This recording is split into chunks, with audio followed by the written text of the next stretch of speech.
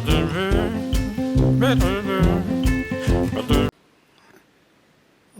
शांति। तपस्वी कुमारों का इतना बड़ा संगठन, ऐसे लगता है कि होली हंसों की दरबार में आ गए हैं। पवित्र, निर्बंधन, स्वतंत्र कुमार अगर साइलेंस की शक्ति को समझ जाएं तो विश्व परिवर्तन में बिल्कुल थोड़ा भी समय नहीं लगेगा। बहुत बड़ी शक्ति संगम युग की साइलेंस की शक्ति है और आप सभी उस साइलेंस के शक्ति के अनुभवी हैं। मन और बुद्धि सेकंड में एकाग्र हो जाए, वो है साइलेंस की शक्ति। बाबा ने हम सबको वो शक्ति प्रदान की है। बच्चे, दुनिया की हलचलें तो बढ़ेंगी, समस्याएं अनेक प्रकार की नई नई आएंगी, माया भी बहुत रायल रूप से आपका सामना करेगी, लेकिन आपके पास जो ये साइलेंस की शक्ति है वो हर कारण का निवारण, हर समस्या का समाधान, हर प्रश्न का उत्तर है। तो ऐसे साइलेंस की शक्ति का हर एक ने अनुभव किया है। योग के अंदर आप सभी विशेष बैठते हैं, कितना समय एकाग्रता रहती है। साइलेंस शब्द से शून्य की तरफ जाने की आवश्यकता नहीं है। हमारी डेड साइलेंस नहीं है, स्वीट साइलेंस है। डेड हो गया, समाप्त हो गया, संकल्प शून्य हो गया तो उसमें क्या प्राप्तियां होंगी, कौन सा समाधान मिलेगा।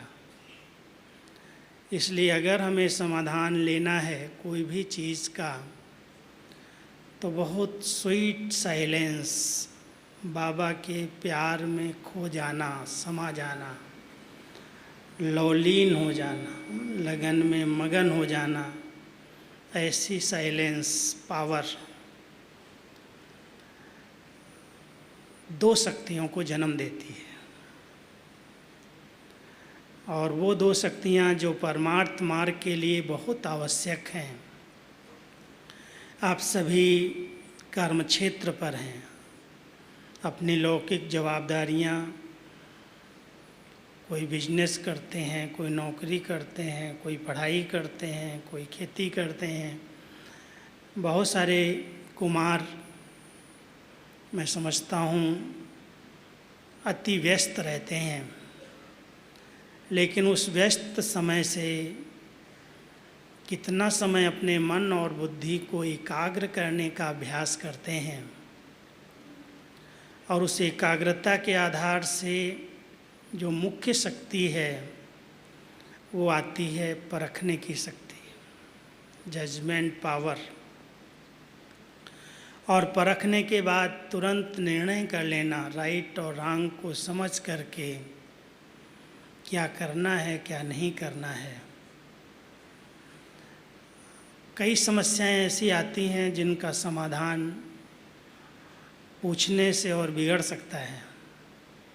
किसी से आप बताएंगे, पूछने का कोशिश करेंगे, हो सकता है उसके अपने विचार, उसके अपने अनुभव आपको उसका समाधान यथार्थ न दे सकें। लेकिन यदि आपकी बुद्धि बहुत स्थिर है, एकाग्र है, मन का भटकना बंद है, तो स्वच्छ और दिव्य बुद्धि के अंदर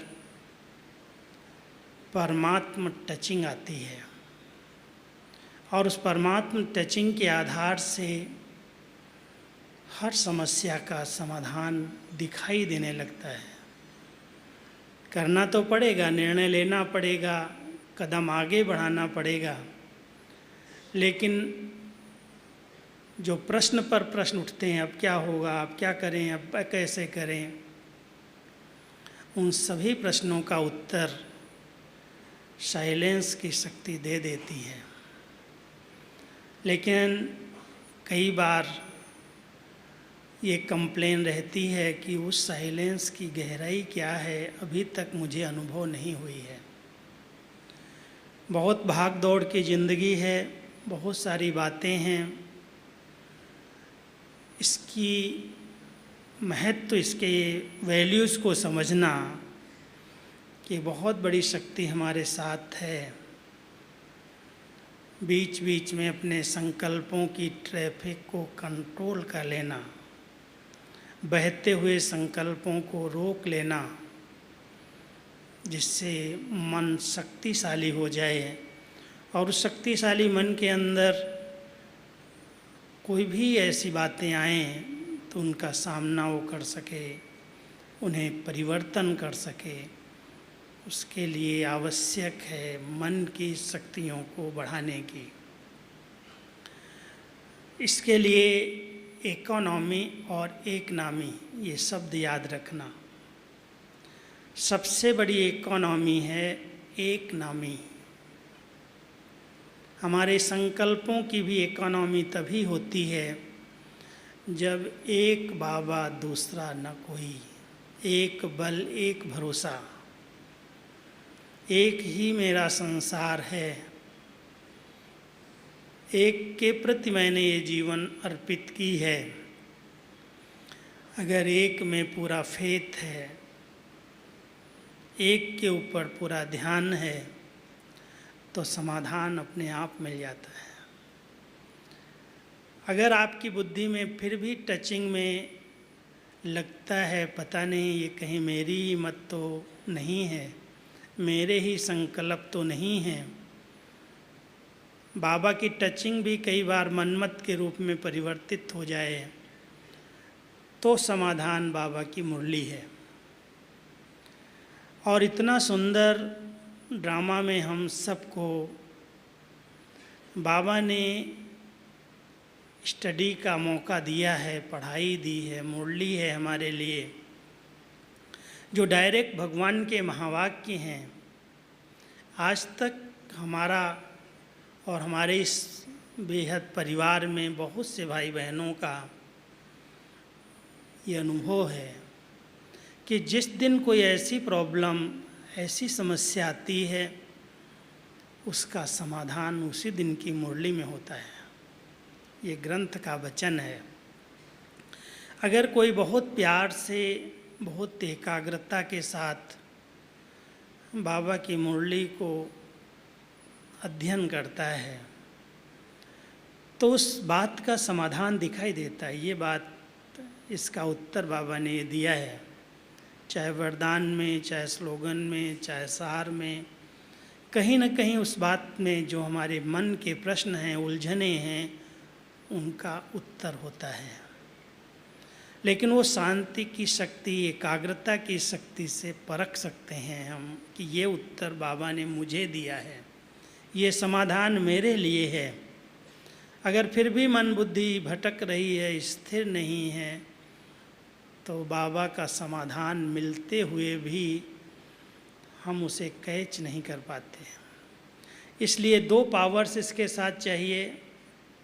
एक बाबा की टचिंग आ रही है, टचिंग पावर है वो, लेकिन एक कैचिंग पावर है कि बाबा की टचिंग को आत्मा सहज कैच कर ले। बाबा कई बार कहते हैं, जो बच्चे मुझे प्यार से याद करते हैं, मैं उनको मदद देने के लिए वतन से भागता हूँ, दौड़ता हूँ। लेकिन फिर भी बच्चे भूल जाते हैं याद करके कि बाबा मेरा रक्षक है, बाबा मेरा संगम युग पर साथी है। उसके साथ को लेना भूल करके उसी सेकंड सोचने लगते हैं वो तो निराकार है, वो तो ऊपर रहता है, वो तो कहता है मैं ऐसे किसी की मदद करता ही नहीं हूँ, फिर हो सकता है मेरी भावनाएं ही हों, इसलिए साकार साथी की ज़रूरत है। और साकार की तरफ जरा भी ध्यान गया तो बाबा फिर मुस्कुराता है ऊपर से कि अभी ये आत्मा इसको साथी बनाना चाहती है। इसलिए इस बात में बहुत दृढ़ता का विश्वास चाहिए, बहुत अटूट विश्वास, निश्चय कि कोई भी बात है, मेरा एक बाबा, एक बल, एक भरोसा, मुझे ही उसके द्वारा ही समाधान प्राप्त होना है। इसलिए कोई भी बात है, बहुत अच्छा साधन बाबा ने आपको बना के दिए हैं। आप बाबा के कमरे में चले जाओ, बाबा की दृष्टि की तरफ देखो। बाबा की दृष्टि से, भ्रकुटी से आपको कई समाधान मिलेंगे। ये मेरा खुद का अनुभव है। कोई बातें आती हैं, ऐसी बातें जो प्रैक्टिकल लगता है कि असंभव सी बातें हैं, समाधान दिखाई नहीं देता, लेकिन जब हम बाबा के कमरे में जाते हैं तो ऐसे लगता है कि बाबा डायरेक्ट मुझे उस दृष्टि से, इस आकाश से जवाब दे रहे हैं उस बात का, हम उसको कैच कर लें। हमने मधुबन में दादी जी को बहुत प्रैक्टिकल देखा। दादी प्रकाश मणि जी की मैं बात सुनाता हूँ। दादी जी जब भी विदेश या देश में कहीं पर भी मधुबन से बाहर जाती थी तो एक नियम, यज्ञ का नियम, कि जाने के पहले, गाड़ी में बैठने के पहले 5-10 मिनट के लिए बाबा के कमरे में ज़रूर जाती, छुट्टी लेने के लिए। और दादी का कोई पार्ट ट्रांस का नहीं था, दिव्य बुद्धि का बल था। और दादी बाबा के कमरे में जाके बाहर जब निकलती थी तो ये कहती थी, मुझे बाबा ने ये कहा, मुझे बाबा ने ये प्रेरणा दी। तो कई बार हम लोग पूछ लेते थे, दादी आप ट्रांस में गई थी क्या? बोली नहीं, बाबा के कमरे में मुझे ऐसे भासना आती है कि बाबा अभी भी साकार में मेरे सामने है। फोटो नहीं दिखाई देता है मुझे, लेकिन बाबा की दृष्टि से उत्तर मिलता है। एक दिन की बात सुनाता हूँ। गाड़ी आई थी, दादी को कुछ कार्य के लिए दिल्ली की तरफ जाना था। सामान लोड हो गया। उस समय अपने पास घर की गाड़ियाँ नहीं थी, बाहर की टैक्सी आती थी। टैक्सी मंगाई गई, गाड़ी में सामान लोड किया। दादी ने सबसे छुट्टी ली और छुट्टी लेने के बाद बाबा के कमरे में गई और कमरे से बाहर आके कहती है, मेरा सामान उतार दो। क्या हो गया दादी? बाबा ने लाल झंडी दिखाई है, हरी झंडी नहीं दी। बाबा कहता, बच्ची जानने की ज़रूरत नहीं है। इतना फेथ था, इतना अपने उस निर्णय पर, उस शक्ति पर विश्वास था कि बाबा ने जो कहा है बिल्कुल 100% राइट है। अब उनको कोई साकार में दिव्य दृष्टि मिली हो, ट्रांस में जाती हों, लेकिन बाबा की दृष्टि से, बाबा के वाइब्रेशन से ऐसे कैच कर लेती थी कि बाबा अभी राइट और रॉन्ग का उत्तर दे रहा है, जाना है या नहीं जाना है, क्या करना है, क्या नहीं करना है। तो कई बार, एक बार की बात नहीं, अनेक बार पहला जो निर्णय, बहुत सारे प्रोग्राम बने हों, लेकिन दादी जब बाबा के कमरे में फाइनल छुट्टी लेने के लिए गई, अगर बाबा की वो टचिंग उन्होंने अलग प्रकार से कैच की, बाबा मान लो सीरियस रूप से भी दिखाई दिया दादी को, तो दादी कहेंगी आके बाहर, ये प्रोग्राम में सफलता नहीं है। आप समझ सकते हो, यज्ञ को चलाने के लिए जो निमित्त आधार मूर्त रहे हैं, समस्याएं, प्रॉब्लम्स अनेक प्रकार की यज्ञ के आगे आई हैं और अभी भी आती हैं नए नए रूप से। कई बार तो बाबा के बच्चे ही विघ्न रूप बन जाते हैं। जिस सेंटर्स पर युवा शक्ति अधिक है, बहुत खुशी की बात है, बहुत उमंग आता था दादी को देख करके कि सेवा केंद्र पर इतने कुमारों की शक्ति है, इतने बाल ब्रह्मचारी युवा रहते हैं। दादी को देख करके इतना नशा चढ़ता था, इतना उमंग आता था। उनका नाम भी था कुमारका। सुना होगा आपने, कुमारों की कुमारका। हम कहते थे कुमारों की कुमारका दादी। लेकिन हमेशा कहती थी कि अगर ये यूथ ने अपनी शक्ति का सही प्रयोग नहीं किया तो कहीं न कहीं जहाँ पर अधिक युवा शक्ति है वहाँ पर विघ्न भी अधिक आते हैं, समस्याएं भी आती हैं। क्योंकि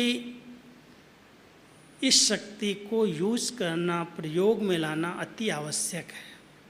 हम सबके पास रचना की शक्ति है, ब्रह्मचर्य का पालन किया है, पवित्रता का बल लिया है, दृढ़ता के साथ अगर हम इसकी धारणा कर रहे हैं तो इस एनर्जी को यूज करना और एक रचनात्मक कार्यों में यूज करना, लिखने में, पढ़ने में, सेवा में, तन से, धन से, मन से खूब व्यस्त हो करके अगर हम इस रचनात्मक शक्ति का सदुपयोग करते हैं तो ये शक्ति समाधान का कार्य करती है। और अगर इस शक्ति को हम कंट्रोल कर लेते हैं लेकिन यूज नहीं करते तो कहीं न कहीं विघ्न के रूप में, उपद्रव के रूप में भी खड़ी हो जाती है। इसलिए आप सब इस बात को थोड़ा सा विशेष अंडरलाइन करना। वैसे तो आप अपनी अपनी लौकिक जवाबदारियों में व्यस्त रहते ही होंगे, लेकिन कोई भी कार्य में मन, बुद्धि, संस्कार, ये तन की शक्ति, सब कुछ बाबा के ईश्वरीय सेवाओं में सफल होनी चाहिए। और जितना जो अपने आप को व्यस्त रह सके उतना उसे परमात्म दुआएं प्राप्त होती हैं। ईश्वरीय सेवाओं की तरफ जिसने अपने को व्यस्त किया उसको दुआएं मिलती रहती हैं और वो दुआएं हमें योग में बहुत मदद करती हैं। साइलेंस में जब हम बैठते हैं तो आप सभी नोट करना, 15-20 मिनट की एकाग्रता, 1 घंटे के योग में कितना मिनट हम एकाग्र हो पाते हैं, कितना मिनट हम उस स्वीट साइलेंस का अनुभव करते हैं जिसके अंदर कोई भी व्यर्थ संकल्प की उत्पत्ति न हो, कोई साधारण और नेगेटिव संकल्प ना आए, एक शुद्ध संकल्प में आत्मा स्थित हो जाए। जड़ता नहीं है, इस बात को अंडरलाइन सभी करना। शून्य हो गए, हो सकता है वो नींद की स्थिति हो जाए। नींद भी कई बार साइलेंस का अनुभव कराती है। कहते हैं हम तो बहुत अच्छी आज साइलेंस में, बहुत शांति में बैठे थे, बहुत मज़ा आया। लेकिन क्या मज़ा आया? नींद का। 5-6 बातें आप नोट करना, मैं अंडरलाइन कराता हूँ, वो हमारी साइलेंस में बहुत बड़ा विघ्न डालती हैं। एक, अगर कोई भी अपने आवेग को कंट्रोल नहीं कर पाता, आवेग समझते होंगे जो अंदर से वेग आता है वासनाओं का, कोई भी संग, कोई भी प्रकार की पुरानी हैबिट्स, कलयुग का कोई भी संस्कार, अगर उसको हमने यथार्थ रीति से जीता नहीं है और वो उत्पन्न हुआ तो वो आवेग के रूप में सब मर्यादाओं का उल्लंघन करा देता है। और कोई आत्मा अगर पहली मर्यादा का उल्लंघन करती है,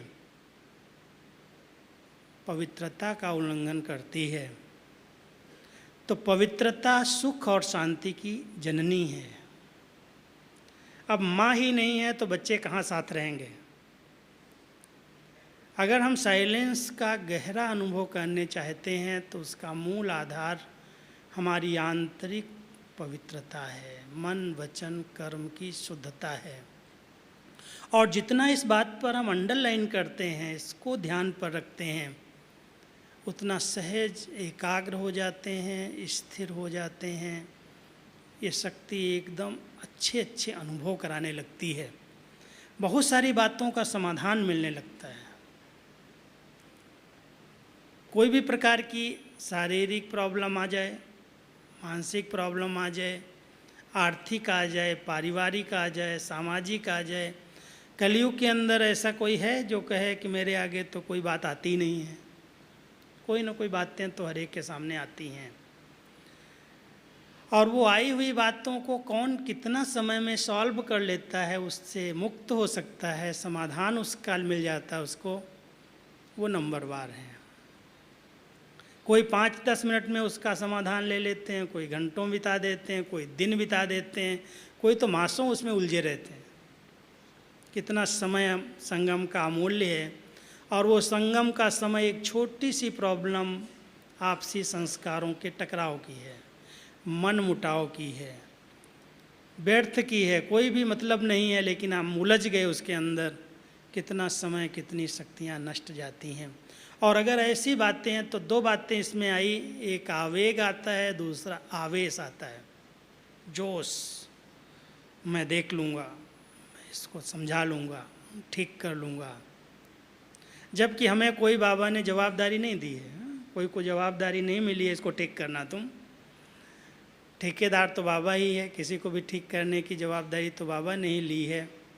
लेकिन कई बार जब हम बाबा के बच्चे बनते हैं, अपने आप को मालिक समझने लगते हैं, बालक के साथ साथ हम मालिक भी हैं यज्ञ के, तो कोई भी बात सेंटर पर संगठन में नीचे ऊपर दिखाई देती है तो हम समझते हैं हम लोग बैठे हैं, हम ठीक कर लेंगे। अगर कभी भी ये संकल्प आ जाता हम ठीक कर लेंगे, तो उसके कारण एक अहम भावना पैदा होती है। और जहाँ अहम आता है, अंदर अंदर का अहंकार, वहाँ क्रोध जन्म लेता है, आवेग आता है, आवेश आता है। साइलेंस का अनुभव हम कैसे कर पाएंगे अगर हमारा किसी भी बात में इंटरेस्ट भी है कि इसको हम ठीक करके देखेंगे, ये हम करके दिखाएंगे, ये हम कर लेंगे, जबकि हमारी कोई जवाबदारी नहीं है। फिर भी हम उन जवाबदारियों को अपना समझ करके, अपने ऊपर उसका बोझ ले करके, अपने मन को आवेश और आवेग में लगा के, अहम और वहम के कारण अपनी साइलेंस पावर को गंवा देते हैं। ज़रूरत नहीं है इन प्रश्नों में उलझने की। जितना संगम अंत की ओर जा रहा है, कलयुग तमो प्रधानता की ओर जा रहा है, हर प्रकार की प्रॉब्लम्स बढ़ने वाली हैं, हर क्षेत्र में अति होगी। जिन पर आप फेथ रखा है वो फेथ भी टूट सकता है। जहाँ से भी आपको कुछ प्राप्तियाँ हो रही हैं वो प्राप्तियाँ भी कभी नीचे ऊपर हो सकती हैं। बाबा कई बार कहते हैं बच्चे सब आधार टूटने हैं। जिनको आपने कोई आधार बनाया है, वैसे भी जब बिल्डिंग मजबूत हो जाती है तो आधार हटा दिए जाते हैं।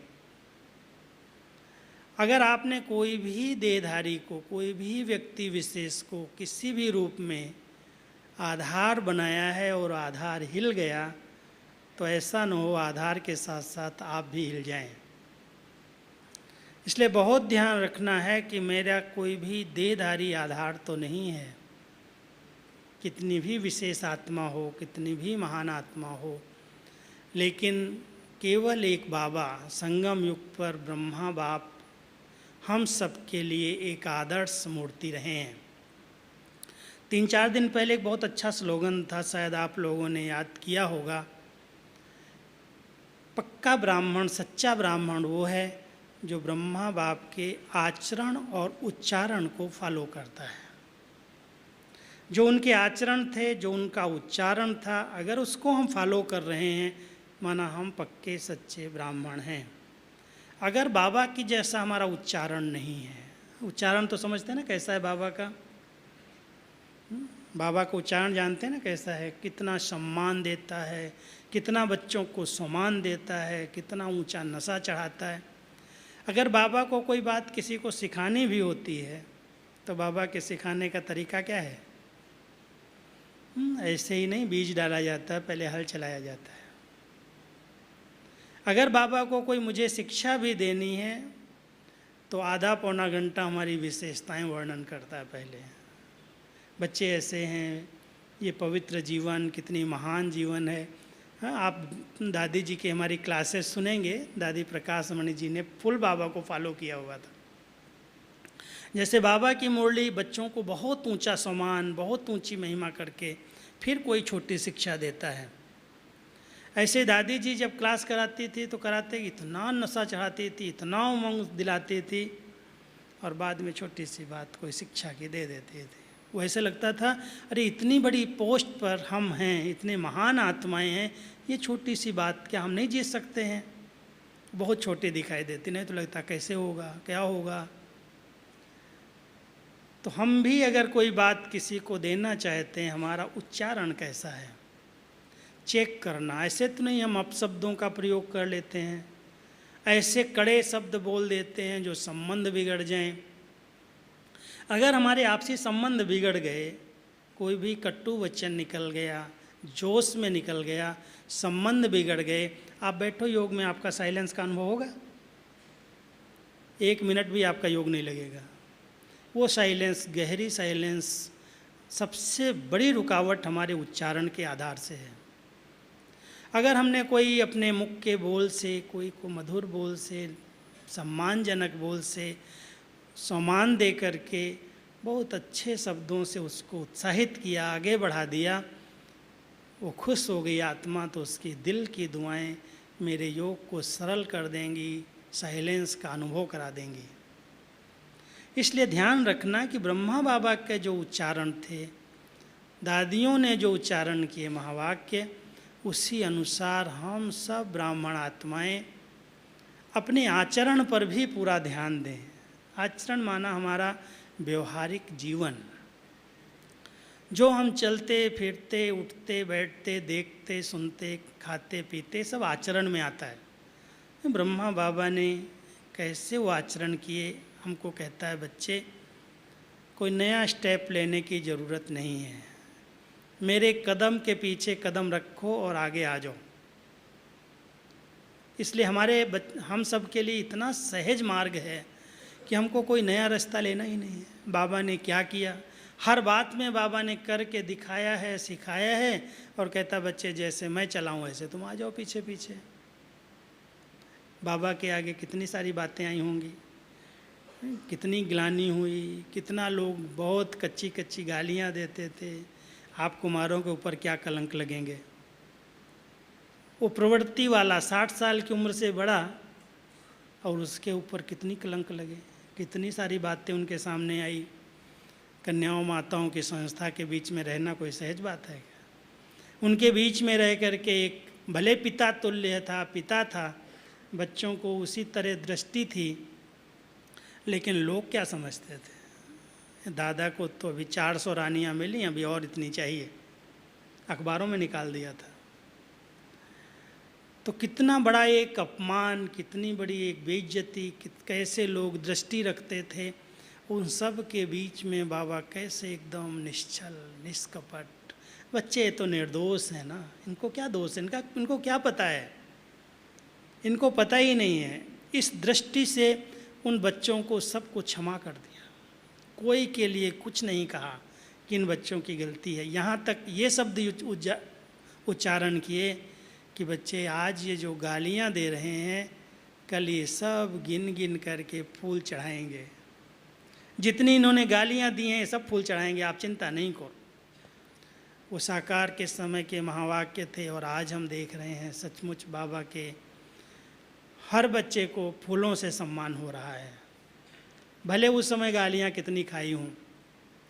तो इस कुमार जीवन में भी कई प्रकार की बातें आती हैं। अगर जरा भी कोई ईश्वरीय मर्यादाओं का थोड़ा सा भी हम लूज करते हैं, उल्लंघन करते हैं, तो अनुमान लगाने लगते हैं लोग। भले हमारी अंदर की वृत्तियाँ बहुत शुद्ध हैं, पवित्र हैं, हमारा कोई अंदर का दृष्टिकोण गलत नहीं है, लेकिन फिर भी देखने वाले कुमार और कुमारियों को देख करके बहुत जल्दी अनुमान लगाते हैं।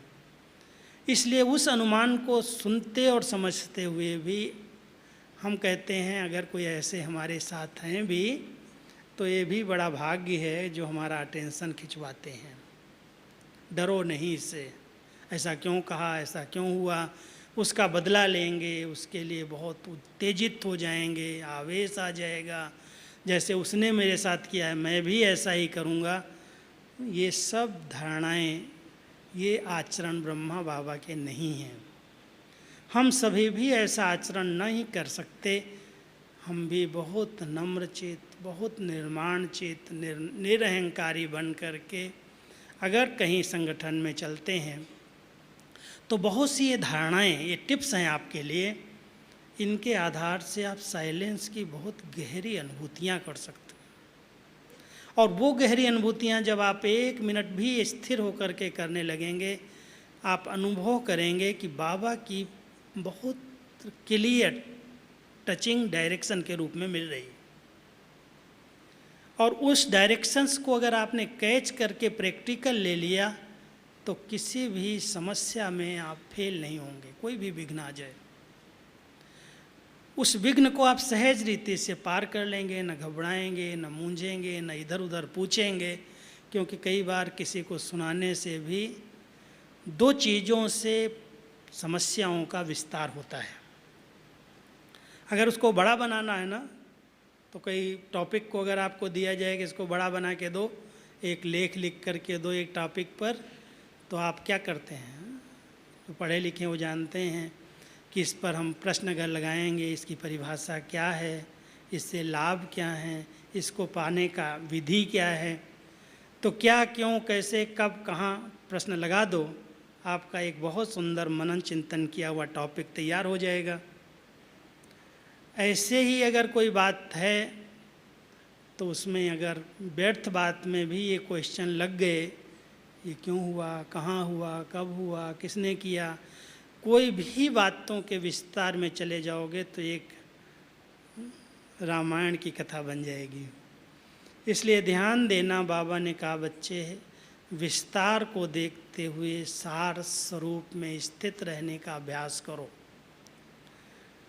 कल्याणकारी ड्रामा की नथिंग न्यू की स्मृति की बिंदी लगाओ। कल भी बाबा ने त्रिस्मृति का तिलक दिया।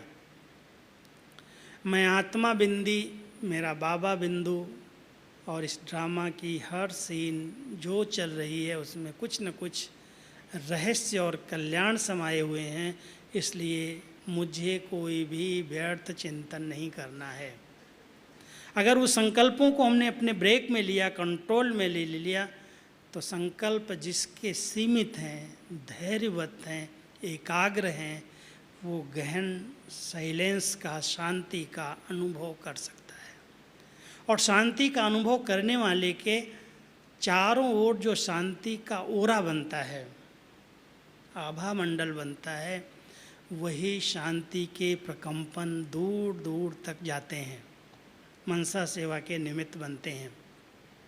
कहते हैं आज शांति का दान दो, शांति का सहयोग दो, तो कैसे दान देंगे? अगर मैं आत्मा शांत स्वरूप स्थिति में स्थित नहीं हूँ, हमारे वाइब्रेशन में वो शांति की लहरें नहीं हैं, तो दूसरे को हम शांति का दान कैसे देंगे? मुख से तो नहीं दिया जा सकता है। ये शक्ति कोई मुख से दान करने की नहीं है। इसके लिए बहुत मन, बुद्धि, विचारों की एकाग्रता चाहिए, बहुत शुद्धता चाहिए, बहुत पवित्र संकल्प चाहिए। और इसके लिए आपको मैं और 4-5 टिप्स बताता हूँ। अगर आप ध्यान पर रखें तो सचमुच ये शक्ति इतना सहज मिलती है, प्राप्त होती है, फौरन बुद्धि निर्णय करती है, राइट है, ये रॉन्ग है, ये कर लो, ये नहीं कर लो। मैं तो बहुत स्थानों पर जाता रहता हूँ, भारत के हर कोने में गया हूँ, विदेश में भी बाबा ने बहुत सारे स्थानों पर घुमाया है, अकेले अकेले गया हूँ। ऐसे ऐसे देश में गया हूँ जहाँ पर न हमारी वो भाषा समझते हैं, न उनकी हम भाषा समझते हैं। लेकिन ये जो शांति के प्रकंपन हैं, ये जो अच्छी विचारधाराएं हैं, शुद्ध विचारधाराएं हैं, वो हर आत्मा को बहुत आकर्षित करती हैं, हर बात के लिए सहयोगी बना देती हैं, मददगार बना देती हैं, हर बात का उत्तर मिल जाता है। कभी भी मूंझता नहीं हूँ। पेपर तो आते हैं, दिखाई देता है क्या होगा अभी। एक बार मैं गया विदेश में, तो मुझे ऐसे ही यहाँ कोई ने कहा था तुम देखना वहाँ जब अनाउंसमेंट होती है तो उनकी भाषा जो गोल गोल होती, इंग्लिश भी समझ में नहीं आती। तो सचमुच मैं एक एरोड्रम पर पहुँचा तो वहाँ फ़्लाइट लेट थी। एक कभी कोई किस प्लेटफार्म पर अनाउंस करे, कभी किस प्लेटफार्म पर। तो जितने लोग बैठे थे जहाँ जाने वाले हम भी उनके बीच में बैठे थे। तो जब अनाउंसमेंट हो तो सब भागें, इधर चलो, उस प्लेटफार्म पर प्लेन मिलेगा, उस प्लेटफार्म पर मिलेगा। और मैं देख करके, समझ में तो बहुत कम आता था, मुस्कुराता था, ये क्या हो रहा है। जाना तो मुझे भी है, लेकिन बहुत साइलेंस। बाबा टच करेगा, कहाँ जाना कहाँ नहीं जाना। बाबा की इतनी अच्छी याद थी, जो लास्ट में जब अनाउंस हुआ इस नंबर से जाएगा फ़्लाइट, तो मैं भी उनके साथ साथ चला। और जब गया तो उस नंबर पर ट्रेन खड़ी थी। तो हमने कहा हमको तो फ़्लाइट में जाना था, ट्रेन में कहाँ जाना है। अब प्लेन को पकड़ने के लिए ट्रेन में चढ़ना पड़े, पहले मुझे पता ही नहीं था। तो जब मैं बैठा तो मैंने पूछा, ये ट्रेन कहाँ जाएगी भाई। तो एक भाई था, तो उसने बताया कि ये बहुत दूर फ़्लाइट खड़ी हुई है, वहाँ तक जाएगी ट्रेन, तो वहाँ से हमको प्लेन मिलेगा। बैठ गया बाबा की याद में, जैसा भी होगा देखेंगे। 12 घंटा लेट फ़्लाइट चला। मैं एरोड्रम पर था, पीछे से कुछ हो गया होगा, आया नहीं वो फ़्लाइट जो जाना था। अब हमारा सामान चला गया, कहाँ गया हमको पता नहीं। मैं तो अकेला, मेरे पास एक थैला, खाना पीना भी कुछ नहीं लिया था। और जाना मुझे एक देश से दूसरे देश में, मुझे कहाँ जाना मुझे कुछ पता नहीं। बोला दूसरी फ़्लाइट में आपको बिठा करके भेज देते हैं, वो एक जगह जाएगी, वहाँ से दूसरी जगह आपको ले जाएगी। हमने सामान का क्या होगा, बोला उसकी चिंता नहीं को। बाबा की याद में साइलेंस में बैठ गया। एक स्थान पर फ़्लाइट ने उतार दिया सबको। वहाँ उतरा तो उस स्थान पर मैं ऐसे अकेले बैठा था, अभी हमको कब प्लेन मिलेगा, क्या मिलेगा, ठीक है। एक भाई दौड़ा हुआ आया सामने से, और मेरा बैज और यही ड्रेस, मैं तो कोई पैंट सूट पहन के नहीं जाता, अमेरिका की बात सुना रहा हूँ मैं आपको। तो भाई आया, कहता है आप कहाँ से आए हो। आबू से आए हो क्या, पता नहीं परिचित होगा। मैंने कहा मैं आबू से आया हूँ। वो हिंदी जानता था। बोला मैं भी सिरोही डिस्ट्रिक्ट से आया हूँ, यहाँ का ही था वो भी, इसी राजस्थान का। वो हमारी ड्रेस देख करके हमारे पास आ गया। तो कहता है आप कहाँ जाना चाहते हो। तो हमने कहा हमको तो डैलास जाना था, इधर जाना था। तो कहता है अच्छा ठीक है, मैं आपको फ़्लाइट देख के आता हूँ कहाँ से क्या मिलेगी। वो अपने आप मदद करने लगा। मैं बाबा की याद में बैठा था। बोला आपका सेंटर यहाँ नहीं है क्या ब्रह्मा कुमारी इसका। हमने कहा इस देश में तो लगता नहीं है जहाँ पर प्लेन खड़ा है। तो बहुत देर तक वहाँ बैठे थे, योग किया। हमने कहा बाबा इस स्थान पर आपने मुझे बिठाया है, यहाँ आपके कोई बच्चे ही नहीं हैं, यहाँ तो ज़रूर सेंटर होना चाहिए, क्यों भेजा हमको यहाँ। बाबा कहता है जहाँ तेरे कदम है वहाँ पदम है, तो ज़रूर सेंटर खुलना चाहिए। संकल्प किया, योग कर रहा था बैठे हुए। 1-2 घंटे के बाद उस भाई ने मुझे इशारा किया, अभी आपकी फ़्लाइट आ गई है, वहाँ से जाएगी। मैं ठीक है, बैठ गया जा कर के उस फ्लाइट में। अपने स्थान पर पहुँच गया, लेकिन 13 घंटे के बाद सामान देखा। हमने कहा कहाँ है। तो 2 कुमार हमको लेने के लिए आए थे वहाँ, और दोनों ने दूर से पहचान करके दौड़ करके आ गए। भाई जी आप पहुँच गए, आपका वेलकम है, फूल माला दिया, ठीक है। हमने कहा सामान कहाँ है। तो बोला सामान तो मैंने उठा लिया, आपका मिल गया मुझे, आप चलो गाड़ी में बैठो। अगर मैं उस समय थोड़ा सा भी विचलित हो जाता, हलचल में आ जाता, अपनी माइंड को ख़राब करता, शायद बीपी मेरा बढ़ जाता। मैं तो अकेला ही था, कोई अनुभव नहीं था विदेश का। कई बार बाबा ने ऐसे ऐसे अनुभव कराए, और इतना सरल रीति से, सहज रीति से लेके जाता है, सब सेवाएं कराता है, सब अपने आप ऐसे लगता है करन करावनहार बाबा है, वो करा रहा है, मैं क्या कर रहा हूँ। लेकिन स्मृति ये रखना है कि मैं बाबा के साथ कंबाइंड हूँ। जो मैं ट्रिप्स आपको बता रहा हूँ ध्यान पर रखो। और बाबा कंबाइंड उसके साथ रहता है जो उसके समान है।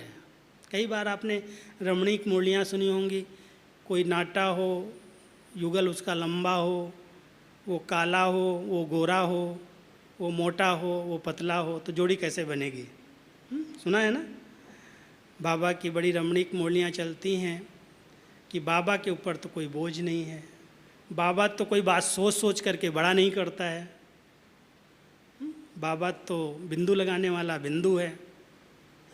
अगर हम बच्चे कोई बात सोच सोच करके बड़ी कर देते हैं, हम बहुत चिंतन करते हैं, विस्तार कैसे हुआ, बहुत सोचने से और अधिक बोलने से, कोई भी बातों का विस्तार अगर हम बहुत बोल करके कर देते हैं तो वो वातावरण में होती छोटी सी चींटी जितनी बात वो पहाड़ बन जाती है।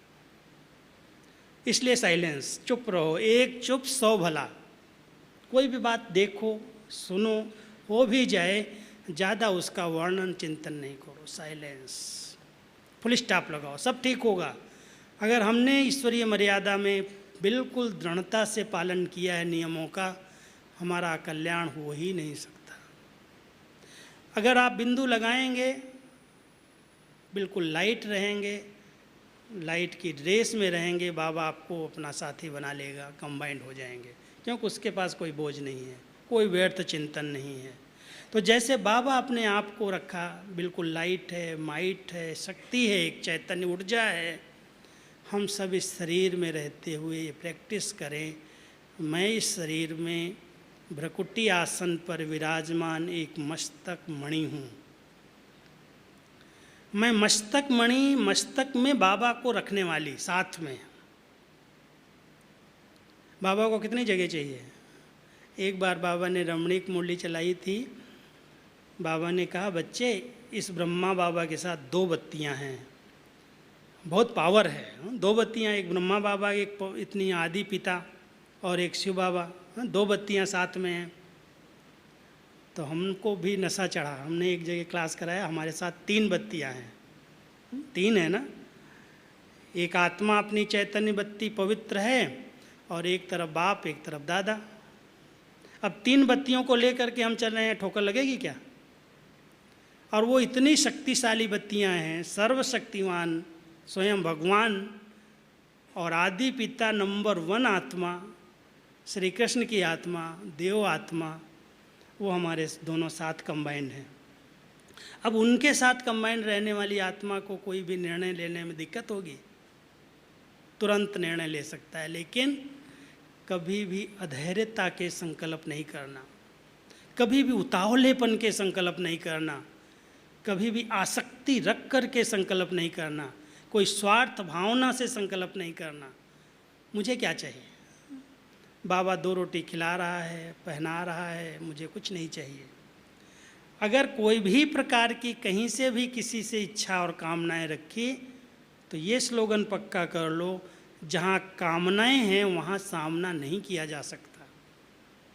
क्यों हम किसी आत्मा से कामना रखें? क्या चाहिए मुझे? जहाँ रहेंगे 2 रोटी बनाएंगे, खाएंगे, प्यार से बाबा पालेगा। इच्छाओं को कम कर दो, समस्याएं अपने आप कम हो जाएंगी। जहाँ तक समस्याओं की जन्म मिल रहे हैं उसका कारण है अधिक इच्छाएं। समाधान स्वरूप आत्मा है, उसकी इच्छाएं सीमित हैं, वृत्ति के अंदर है, मुझे तो बाबा जो खिलाए, जैसे रखे, जिस हाल में रखे, मैं तेरा हूँ। कोई भी मेरेपन की बातें आएँ, बाबा को कहो, बाबा ये सब तेरी हैं। ना अहम, ना बहम, ना अनुमान, अनुमान भी बहुत बड़ी बीमारी है, ना आवेश, ना आवेग, ना आलस्य, ना अलबेलापन। अगर इस आस से सब मुक्त हो जाएं, क्योंकि यही सब बातें हमारे साइलेंस की शक्ति को खंडित करने वाली हैं। अगर ये सब बातों पर हमने विजय प्राप्त कर ली तो 1 सेकंड में स्थिर होंगे, मन बुद्धि एकाग्र होगा, बाबा के साथ कनेक्ट होगा, बाबा की शक्ति आएगी, पार हो जाएंगे। हर समस्या का समाधान इस एकाग्रता की शक्ति से मिल सकता है। हर प्रश्न का उत्तर है, प्रश्न पूछने की कोई ज़रूरत नहीं है, उलझने की ज़रूरत नहीं है। बाबा अपने बच्चों को हर समाधान देता है, हर बात का उत्तर है। प्रश्न है तो उत्तर भी है, कारण है तो निवारण भी है, समस्याएं हैं तो समाधान भी है। और वो समाधान किसी दूसरे के पास नहीं है। किसके पास है? खुद के पास है। खुद अपनी ऐसी स्थिति बनाओ, इतना लाइट रहो, इतना खुशी में रहो, इतने अच्छे संकल्प क्रिएट करो जो एकदम स्थिर हों, एकाग्र हों, एक बाबा के प्यार में समाये हुए हों। कोई भी परिस्थिति आएगी, ऐसे लगेगा ये तो कुछ भी नहीं है, तो चींटी भी नहीं है। ध्यान रखना, महारथी वो है जो बड़े से बड़ी बात को एकदम छोटी बना दे। बड़ी से बड़ी बात आ जाए, कुछ नहीं है, छोटी चींटी कुचल दो, लेकिन वो चींटी कहीं कान में न चली जाए, वो ध्यान रखना। हाथी के कान में चली जाती है तो उसको बेहोश कर देती है। समझ गए ना मेरी बात?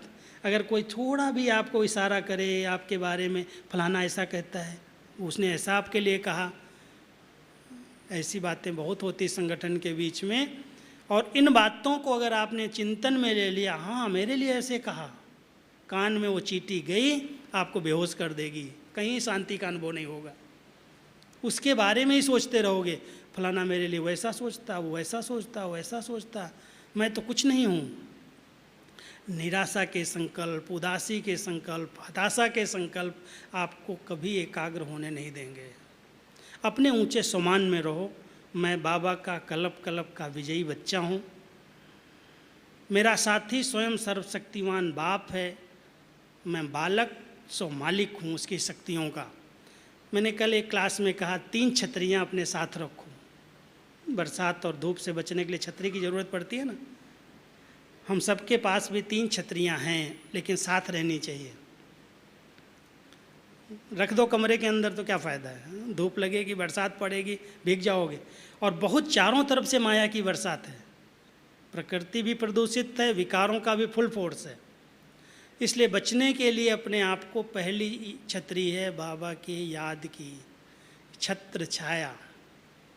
बुद्धि योग टूटे नहीं, अब 2-4 घंटे वाले योगी नहीं, इतना बाबा के लगन में, प्यार में खो जाओ। बाबा, इस कलयुग के अंदर आपने मुझे ऐसी जीवन दी है, कहाँ तो देखो आज का यूथ कहाँ जा रहा है, कितने पाप कर रहा है, कितना आज अत्याचार हो रहे हैं, भ्रष्टाचार हो रहे हैं, बलात्कार हो रहे हैं, हिंसाएं हो रही हैं, उन सब में ये युवा लगा हुआ है। और बाबा आपने मुझे निकाल लिया, कीचड़ से निकाल लिया, गंदगी से निकाल लिया, कलयुग से निकाल करके इतना स्वच्छ, इतना पवित्र बना लिया। बाबा के प्रति प्यार निकले, स्नेह उमड़े। योग सहज है, बहुत सहज रीति से बाबा के साथ रह सकते हो। तो ये एक छत्र छाया है बाबा की याद की, और वो सदा निरंतर मेरे साथ ऐसे रहे जैसे बाबा का वरदानी हस्त मेरे मस्तक पर है। दूसरी छतरी है अष्ट शक्तियों की। 8 शक्तियाँ हमारे सदा साथ रहें और समय पर साथ आनी चाहिए। ऐसे नहीं ज़रूरत है समाने की और मैं सामना कर रहा हूँ, ज़रूरत है सहन करने की और मैं उसको समा रहा हूँ। कई बार हम जिस शक्ति की ज़रूरत है उस शक्ति का प्रयोग न करके दूसरी शक्तियों का प्रयोग करते हैं। लेकिन यदि हमारी बुद्धि बिल्कुल क्लीन क्लियर है तो टचिंग आएगी, इस शक्ति की यहाँ ज़रूरत है। कभी धैर्यता से, नम्रता से, प्यार से सब काम हो जाते हैं। कहीं थोड़ा आँख दिखाना पड़ता है, लेकिन उसका पता होना चाहिए कि यहाँ पर मुझे ये करना पड़ेगा। इसलिए अगर धोखे और दुख से बचना है, अगर कई प्रकार की समस्याओं से बचना है, तो कलयुग में हमारे साथ ये छतरी सदा रहे। बाबा ने हमें 8 शक्तियाँ दी हैं और वो 8 शक्तियों की तीली की छतरी मेरे सिर पर है, साथ है। और तीसरी छतरी बहुत अच्छी है, सबको लेनी है हाथ में, और वो है दुआओं की छतरी। ले लो दुआएं माँ बाप की। हमारे बड़े, हमारे निमित्त, हमारे माता पिता मुझे सदा दुआएं दें। मैंने आज तक 44 साल के अनुभव में इस बात पर बहुत ध्यान दिया है। कभी भूले चूके भी मुझे कोई बड़े ये नहीं कहीं ये व्यक्ति ठीक नहीं है, इस व्यक्ति की चलन ठीक नहीं है, ये काम एक्यूरेट नहीं करता है, ये मनमानी चलाता है, ये बद्दुआएं हैं। आज्ञाकारी, सपूत, हाजी करने वाले, अगर सबकी दुआएं, बड़ों की, निमित्त की, दादियों की, बाबा की, दीदियों की, आप सुख दे करके, स्नेह से, श्रीमत पर चल करके दुआएं ले लो, ये दुआएं आपके लिए छत्र छाया बन जाएंगी। और इतनी अच्छी छत्र छाया है कि कोई भी बात आएगी आप उसका सहज समाधान कर लेंगे, उत्तर मिल जाएगा, लगेगी नहीं ये बड़ी बात है। इसलिए वर्णन और चिंतन करने की बात ही खत्म हो जाएगी। तो हम सब अगर ये तीनों छत्रियाँ सदा साथ रखें, और बाबा को अपने साथ कंबाइंड रख करके चलें फिरें उठें बैठें तो बहुत सहज रीति से समस्याओं का समाधान हो जाएगा। समस्याएं हैं ही नहीं, सोच सोच के बड़ा नहीं बनाना, ऐसा है ऐसा है ऐसा है, मेरे को ये होता है मेरे को ये होता है। कभी कुमार जब अकेले मिलते ना तो अपने दिल का हाल सुनाने लगते, ऐसा होता है ऐसा होता है। अरे होता है, सबको होता है ना, तुम क्यों चिंता करते हो? डोंट केयर, ज़्यादा सोचो नहीं, सोच सोच के बड़ा नहीं बनाओ, मुझे ये सपना आ गया, मुझे ऐसा हो गया। अरे अपने ऊपर ध्यान दो ना, पढ़ाई पर ध्यान दो, चिंतन पर ध्यान दो, संग पर ध्यान दो, अन्न पर ध्यान दो। जो हमारे मन को प्रदूषित करने वाली चीज़ें हैं उनकी परहेज कर लो, आपका मन शुद्ध हो जाएगा, स्वप्न अच्छे हो जाएंगे, विचार अच्छे हो जाएंगे, नेगेटिविटी ख़त्म हो जाएगी। जहाँ लूज हैं उसको टाइट कर दो, बस ठीक हो जाओगे। कोई खान पान में लूज है, आजकल इंटरनेट की माया में कोई के पास मोबाइल है, इंटरनेट है, पता नहीं क्या क्या साइट पर चले जाते हैं, गंदे गंदे पिक्चर देख लेते हैं, सीन देख लेते हैं, अश्लीलता के तरफ झुक गए। अब व्यर्थ संकल्प चल रहे हैं, तूफान आ रहे हैं, परेशान हो रहे हैं और कहते हैं क्या करूं, योग में बैठता हूं, 1 मिनट भी योग नहीं लगता। कैसे लगेगा? परहेज करो, ऐसी चीज़ों की क्यों हमको ज़रूरत है, नहीं देखना है, उस साइड में हमें नहीं जाना है। जिधर छोड़ दिया, जिधर हमने मुंह मोड़ लिया, उधर देखने की क्या ज़रूरत है? अगर थोड़ा सा अटेंशन रखो, आपका मन शुद्ध और पवित्र हो जाएगा, सहज एकाग्र हो जाओगे, स्थिर हो जाओगे। अन्न बाबा कहता है अपने हाथ से बना के खाओ पियो, मौज से रहो। आजकल इतने अच्छे साधन साइंस के बाबा ने दिए हैं, बाबा कहता है तुम्हारे लिए तो निकले हैं, साइलेंस से ही निकले हैं। अब साइंस के साधनों का प्रयोग करो, एक अच्छा कुकर रख लो, क्यों किसी के हाथ का बना के खाना, अपना जो दाल चावल खाना है बना के रखो, स्नान पानी करके जाओ, बना के आपको कुकर दे देगा। क्यों किसी पर डिपेंड कर रहे हो भोजन के लिए, उसके हाथ का खाना पड़ता, उसके हाथ का खाना पड़ता। बाबा तो एक दिन बड़ी रमणीक मुरली चला रहे थे, कोई कहता बाबा मुझे बीड़ी पीने की आदत नहीं छूटती, बच्चे भले पियो। बाबा मुझे ये करना पड़ता है, मुझे माँ बाप बहुत कहते हैं शादी करनी पड़ी, भले करो बच्चे से, भले करो। छुट्टी दिया था ना, याद है मुरली? 10-12 दिन पहले ही कहा था, और फिर कहा अच्छा देवता बनना है तो ध्यान रखना। इतना युक्ति से बाबा पढ़ाता है, इतना युक्ति से पढ़ाता है ना। अब हम देवता बनने के लक्ष्य वाले हैं, हम जानते हैं हमें मनुष्य से देवता इस कलयुग में बनना है, और कलयुग में नर से नारायण बनने की पढ़ाई भगवान पढ़ा रहा है। तो ये सब बातें तो हमें अपने आप से सोच करके पक्का करना है कि मुझे कैसे रायल चलन चाहिए, कैसी ऊंची धारणाएं चाहिए, कैसा ऊंचा खान पान चाहिए, कैसा ऊंचा संग चाहिए। अगर इन पर हमारा ध्यान है तो कोई प्रॉब्लम है ही नहीं, कोई समस्या हमारे आगे आ ही नहीं सकती। तो थोड़ा सा टेंशन रखो, परहेज करो, आप पहुँचे कि पहुँचे। अरे इतनी अच्छी जीवन, कोई बंधन नहीं, कोई लफड़ा नहीं, कोई तेरा मेरा नहीं है, कुछ आए अकेले जाना अकेले, और कौन चाहिए। इसलिए बहुत निश्चिंत होके, बहुत निर्बंधन बन के बाबा को साथी बनाओ, और बहुत युक्ति से सबसे मुक्ति पा करके सबसे नंबर 1 पहुँचो। पहुँच सकते हो ना? तो कुमार कुछ कमाल करके दिखाना।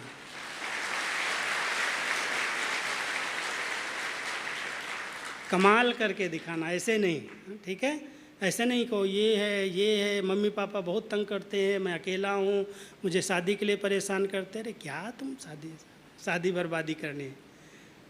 इसलिए बहुत पक्के दृढ़ बन करके, ऐसे पक्के बन के जाओ कोई को हिम्मत न बने कहने की।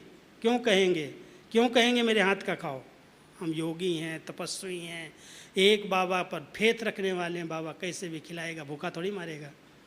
लेकिन जहाँ दृढ़ता है वहाँ सफलता है, जहाँ हिम्मत है वहाँ मदद है, जहाँ निश्चय है वहाँ विजय है, और जहाँ लगन है वहाँ विघ्न ठहरते ही नहीं। लगन की कमी विघ्नों को आह्वान करती है। तो आप सब पक्के बाबा के कुमार बन कर के, पवित्र स्वच्छ निर्मल बन कर के साइलेंस की शक्ति से पूरे विश्व को परिवर्तन कर सकते हो, ऐसी हमारी उम्मीद है। ओम शांति।